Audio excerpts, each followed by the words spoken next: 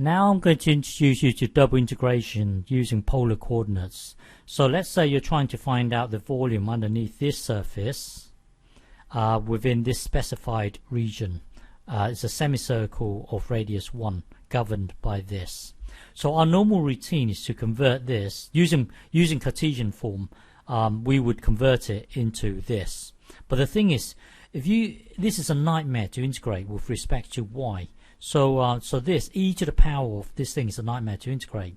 So in this case, it's easier to use polar coordinates. So whenever you spot, well, here you should see that you might be working with some sort of circle. So whenever you're dealing with something like this, then think about using polar coordinates. It might be easier. Or whenever you're working with something that has some sort of, after a while you get a gut instinct on when you should use polar coordinates. Or maybe you have something like, I don't know, something like this. So this here, you should have a hunch that you might be using polar coordinates, because sometimes polar coordinates makes life easier. So looking at this, using polar coordinates, we've done this before, so I'm expecting you to know this by now. So with polar coordinates, you're working with the radius. So you're working with r for the radius and an angle theta. So given r and theta, the height here is given by this, and the width here is given by this, and the radius squared is given by this. I'm expecting you to know this by now. So so looking at this, we can put r squared into there. So this thing here would then become this, because at the moment this thing is a nightmare to work with. So delta a, dA here becomes this magical thing here. I'm asking you to just accept the r for the time being. I will explain why in the next video, but roughly speaking, let's say you're working polar coordinates. Well, in Cartesian form, if you have delta y, a small change in the height and a small change in the x, then dA is really this times this. So you can just say delta x times delta y. But in polar form, let's say you're here, let's say one instance you're here and another instance you're here. So so this delta angle here, small change in an angle, and a small change in the radius delta r, and then let's say you're currently here. So a small change in the radius there, a small change in the radius there, and a small change in an angle here. In an angle. So you can see that this area, if you simply get this times this, you can see that this area here is much bigger than this small area here. So you can't just simply you can't simply say, oh, this dA simply is just the angle, changing the angle times by change in the radius. It doesn't in Cartesian form. Yes, you can, because no matter where you are, let's say you're here, a small change in the y direction, a small change in the x.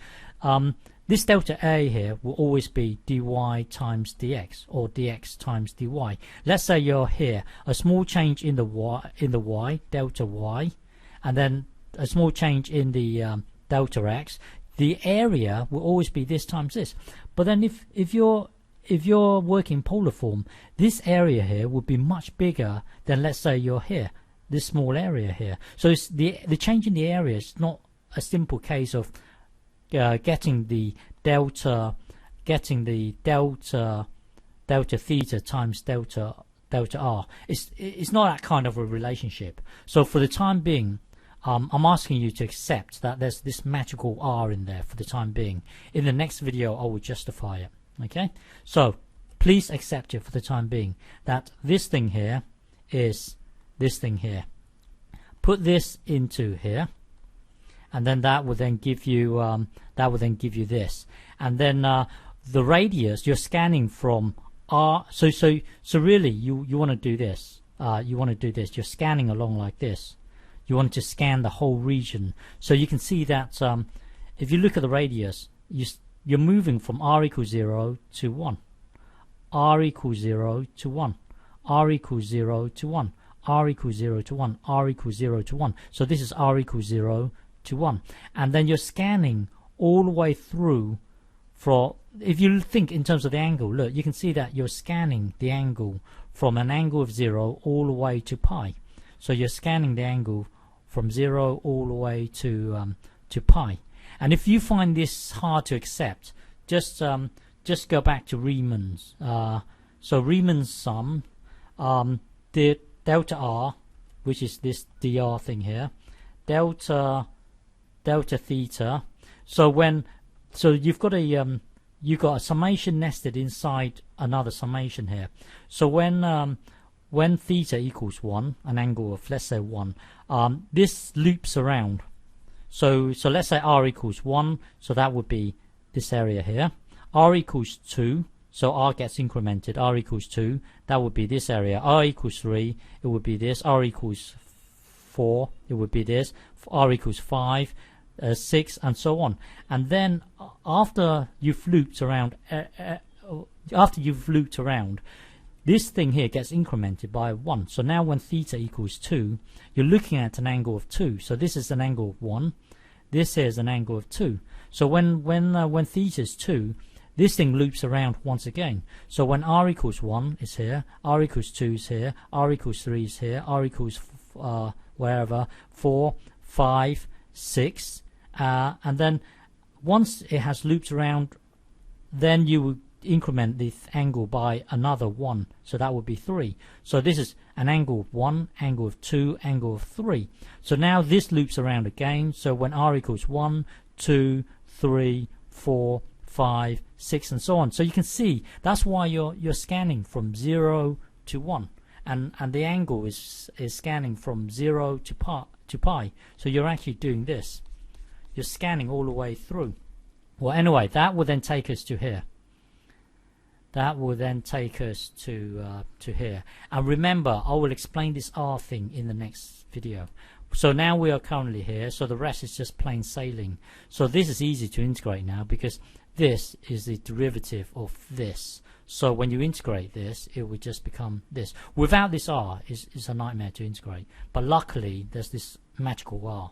Anyway, integrate this thing here. That will then give you this. From 0 to 1. From 0 to 1. So now put 1 into here. That will then give you this thing. Put 0 into here. That will then give you this thing. And then what? And then integrate this. That will then give you this. Well, this here is a constant. This whole thing here is a constant. When you integrate it, it would be this thing. Now put pi into the theta, and then take away. Put this into the theta. Overall, the volume underneath that surface in that specified semicircle region is given by this. Okay, and in the next video I will explain this thing here, where this R comes from. Okay.